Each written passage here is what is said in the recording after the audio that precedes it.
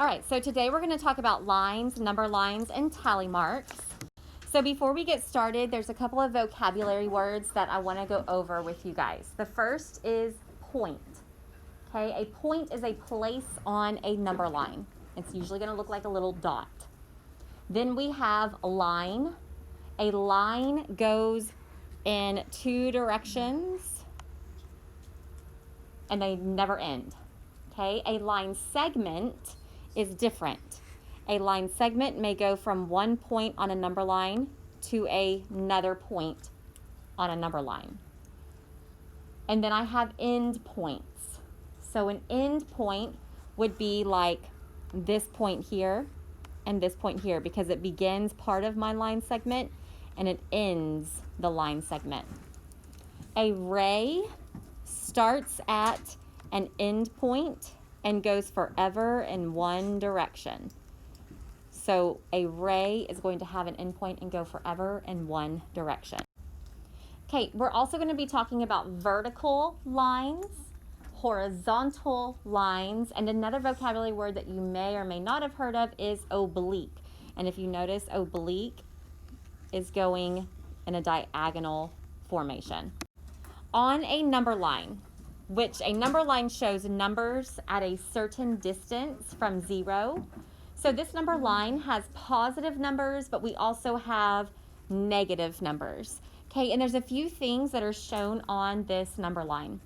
The first thing I want you to notice are these little things right here, these little lines. Okay, those are called tick marks.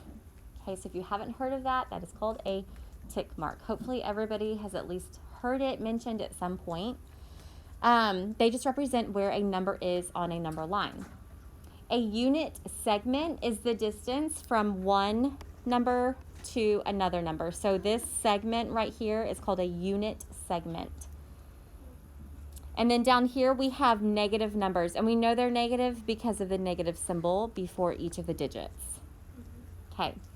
Integers are what we call positive and negative numbers.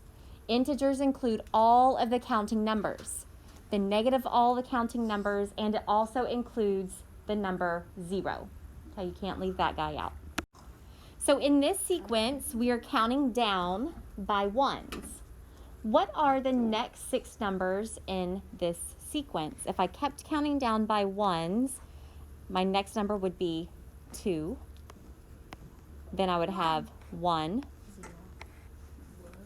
And so on. I want to do the next 6.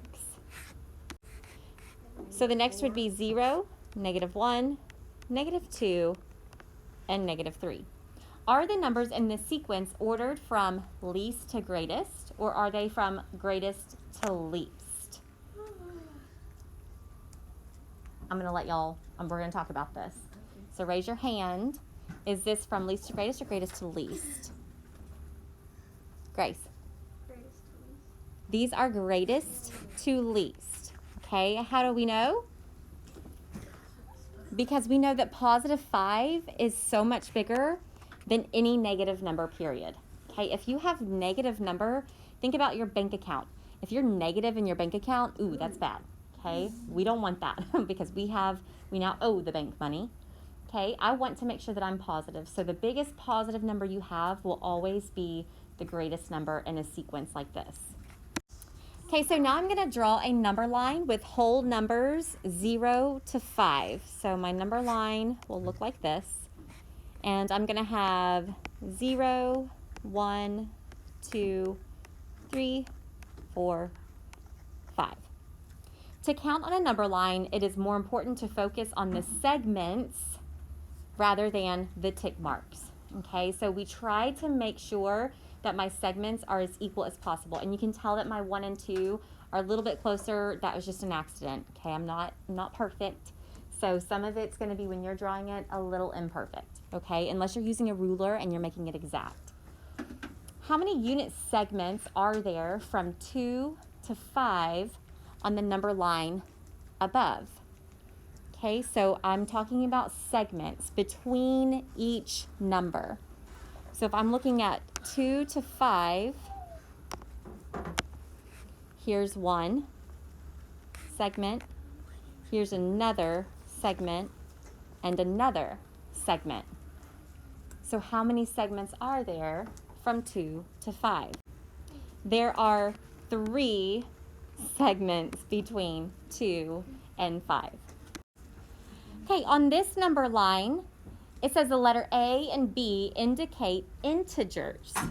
Write the 2 integers with a comparison symbol to show which integer is greater. So where on the number line is A pointing to? Paisley. Page, sorry. -3. Thank you, Paige. Paisley's pretty too, but Paige is better.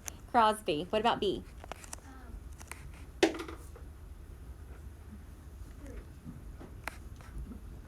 Here's 0, 1. Where's B? At +2. Perfect.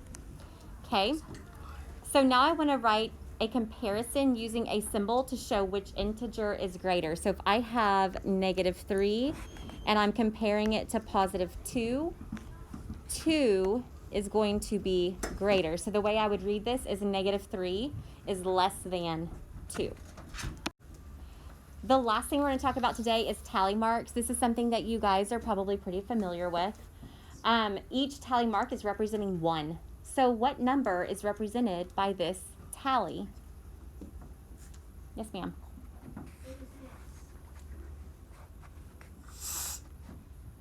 This group is representing 5. Say again. Is it 17? Yes.